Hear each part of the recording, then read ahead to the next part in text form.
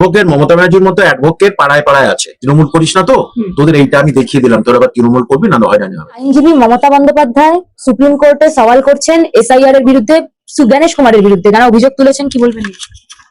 বলার বিষয় হলো, উনি যাদেরকে টাকা দিয়ে কপিল সিব্বাল মতো আরো যারা ভারতবর্ষের নাম্বার 1 অ্যাডভোকেটদের রেখেছেন, তাদের প্রতি ওনার বিশ্বাস নেই।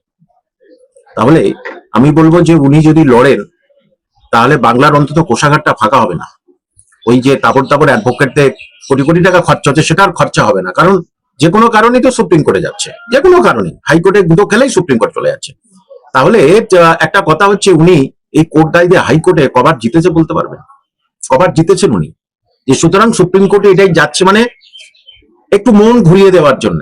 রাজ্য রাজনীতির যে অবস্থা, যে মানুষ ওনার প্রতি মানে বিতস্ত হয়ে গেছে একদম, মানে এবং অসন্তুষ্টের কারণ মমতা ব্যানার্জি নিজেই, সংখ্যালঘুরা স্পেশালি প্রচুর ব্যাপক এগেনস্টে চলে গেছে। সেই থেকে মুখ ঘোরানোর জন্য যে এক দেখো মমতা ব্যানার্জি রাজ্যের স্বার্থে, মানুষের স্বার্থে সুপ্রিম কোর্টে সওয়াল করতে এসেছে। শুনুন, ওই রকম অ্যাডভোকেট মমতা ব্যানার্জির মতো অ্যাডভোকেট পাড়ায় পাড়ায় আছে, বুঝলেন? পাড়ায় পাড়ায় আছে। যে সুতরাং যে আমি দেখো সুপ্রিম কোর্টে যে কেউ কোর্ট গায়ে গিয়ে যেতেই পারে, 2-4টি ইংরেজি বলতেই পারে, কিন্তু আজকের মামলাটা 10 তারিখে নিয়ে গেছে। তার মানে এই নয় যে উনি ছাড় পাবেন। উনি কোনোভাবেই কোনো ক্ষেত্রে থেকে উনি ছাড় পাবেনই না। একেবারে বললাম যে আমি এটা বলছি স্পেশালি ওই যে ইডির যেটাতে ওটা ওখান থেকে 10 তারিখে চলে গেছে, এটা যুক্ত করে দিলাম। যে শুধু ওখান থেকে কিন্তু উনি ছাড় পাবেন না। ওনার ইডি বা সিবিআই ডেকে জিজ্ঞাসাবাদ করবেই, এটা একদম মাস্ট, এবং জেল এন্ড জরিমানা ওনার অবশ্যই আসছে। মমতা ব্যানার্জির এই যে তার যে অবৈধ ভোটার প্রচুর আছে, সে অবৈধ ভোটার কেটে দিয়েছে। সেগুলোর জন্য মমতা ব্যানার্জিকে দাঁড়ে দাঁড়ে যাওয়া, সেখানে যাওয়া, আন্দোলন করাটাকে আমি মেনে নেবো না। যদি অবৈধ ভোটার সব চলে যাক, কিন্তু যাকে তাকে যখন তখন চিঠি পাঠাচ্ছে, চিঠি পাঠিয়ে তাকে শুধু দেখে নিল, তা ছেড়ে দিল, তাহলে চিঠি পাঠানোর কি দরকার? সুতরাং এটাতে অবজেকশন আছে যে নির্বাচন কমিশন কিন্তু ঠিক আইন মাপে কিন্তু ঠিক কাজটা করতে পারছে না। কিন্তু পশ্চিমবঙ্গকে শুধুমাত্র হেনস্থা করার জন্য এসআইআর করা হচ্ছে দাবি। দেখুন, এটা এই যে অবস্থা, তাতে কিছুটা হলেও হয়। দেখুন, যারা কোনোদিনই যে রাজনীতির মধ্যে নেই, তাদের চিঠি চলে যাচ্ছে। এবং এটা আমি মমতা ব্যানার্জিকেও জিজ্ঞেস করছি, বিএলও তো ওনার জানাশোনা লোকজন, ওনারই সব। এই কয়েকটা পাড়ায় কিছু ছাত্রছাত্রী যারা আমার কাছে এসে বলছে, তারা তৃণমূল কংগ্রেস করে না, সেই পাড়ায় তারাই করে না, মুসলিম এলাকায়, সেই পাড়ায় কেবল তাদের গেছে চিঠি। তাহলে এটা কি বোঝায়? ইচ্ছা করেই করা হয়েছে যে তোরা তৃণমূল করিস না তো, তোদের এইটা আমি দেখিয়ে দিলাম, তোরা আবার তৃণমূল করবি না হয়রানি হবে। তারা গেল, কাগজপত্র দেখালো, ছেড়ে দিল, যাও তোমরা, সব ঠিক আছে।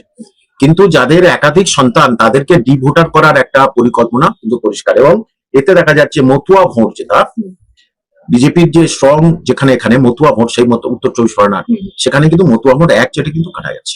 এইবারে যদি মমতা ব্যানার্জি, যদি বিজেপি ওই মতুয়া ভোটদের নাগরিকত্ব দেয়, এবং বাংলায় আরো হিন্দু মুসলিম যারা বহুদিন ধরে আছে গর্বিত ভারতবর্ষ হিসাবে, তাদের যদি ডিভোটার করে দেয়, তাহলে কিন্তু এটা ক্ষতিটা বিজেপির হবে, লাভটা কিন্তু মমতা ব্যানার্জির কিছু না হলে হবে।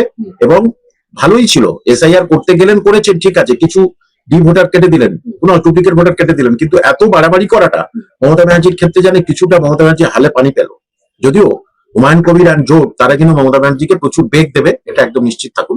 সুতরাং মিলে মিশে মোটামুটি ভাবে এটা বিজেপির খুব বেশি আখেরে লাভ হলো না, আর তৃণমূলেরও খুব বেশি লাভ হলো, এটা পরিষ্কার। কিন্তু মুখ্যমন্ত্রী মমতা বন্দ্যোপাধ্যায় তিনি তো আগেও বলেছেন তিনি লয়ের স্টুডেন্ট ছিলেন, তাহলে তিনি তো আইনজীবী হিসাবে সওয়াল করতেই পারেন, তাহলে সেটা নিয়ে সবার তো অভিযোগ হচ্ছে কেন? মুখ্যমন্ত্রীর পদটা ভালো করে সামলান। রাজ্যের আইন শৃঙ্খলা, এই যে সবচেয়ে ভারতবর্ষের ইতিহাস সবচেয়ে বড় এই শিক্ষা দুর্নীতি, এইটার জন্য উনি সুপ্রিম কোর্টে গিয়ে লড়তে পারেন। উনি তো নিজেই বলেছিলেন কারোর চাকরি যাবে না, তো তখন কপিল সিব্বালকে দিয়েছিলেন কেন? কারণ সেখানে নিজে কিছু বলতে পারবে না, কিন্তু এখানে কিছু তো বলতে পারবে। দেখো, মানুষরা বলবে পশ্চিমবঙ্গে, দেখো দিদি কিন্তু আমাদের জন্য মুখ্যমন্ত্রী তো থেকে সরে এখন মুখ্যমন্ত্রী হয়েও তিনি সুপ্রিম কোর্টে লড়ছে, তাহলে ইনি কত মানবিক মুখ্যমন্ত্রী। এইটাই উনি এই হচ্ছে কি ফিলিংসটা উনি এনজয় করতে চাচ্ছেন। এই ফিলিংসটা নিয়ে আবার ভোটে বাজিমাত করার জন্য উনি কিন্তু সুপ্রিম কোর্টে গেছে। কারণ সুপ্রিম কোর্টে আং মাং তাং বলে কি সঠিক ইংরাজি বলতে পারে না, আমি ওনাকে সম্মান রেখেই বলছি, সঠিক ইংরাজি বলতে উনি পারেন না। ইংরাজির মধ্যে ভুল ইংরাজিটাই কয়েকদিন আগে দেখলাম, হচ্ছে ফিউ পিপল কোন ইংরাজি হয় না, এ ফিউ পিপল ইংরাজি হয়। তাহলে ফিউ পিপল কোথায় পেয়েছে? এ ফিউ পিপলটা কোনোদিনের জন্য বলেন। সুতরাং ভুলভাল ইংরাজি, অন্তত এটা দেখবেন কিছুদিন পরে হয়তো বলবে যে ওই চেয়ারটা তোমরা ঠিক বিচার করতে পারোনি, ওই চেয়ারটা আমার দাও। বিচার কাকে বলে আমি কিরকম দেখিয়ে দিচ্ছি। সুতরাং এটা হাস্যস্কর মুখ্যমন্ত্রী তিনি পরিণত হচ্ছেন। হ্যাঁ, যে পশ্চিমবঙ্গে কোনো ভালো অ্যাডভোকেট নেই, বা কপিল সিবালের থেকে উনি বড় অ্যাডভোকেট, মানে কপিল সিবাল বোঝাতে পারেনি, উনি বোঝাচ্ছে। মোদ্দা কারণ হচ্ছে কি, মানুষের মনটা ঘুরিয়ে দিচ্ছে। দেখো মুখ্যমন্ত্রী মানুষের জন্য সুপ্রিম কোর্টে লড়ছে, এটাই হচ্ছে কি সাধারণ মানুষের মনের ভিতরে একটা মুখ্যমন্ত্রীর প্রতি ভালো ধারণা জমানোর জন্য উনি ওখানে গেছেন। কিন্তু মানুষ ওনাকে ভেবে রেখেছে যে এবছর আর প্রত্যাবর্তন ওনার সম্ভব নয়, পতন অনিবার্য।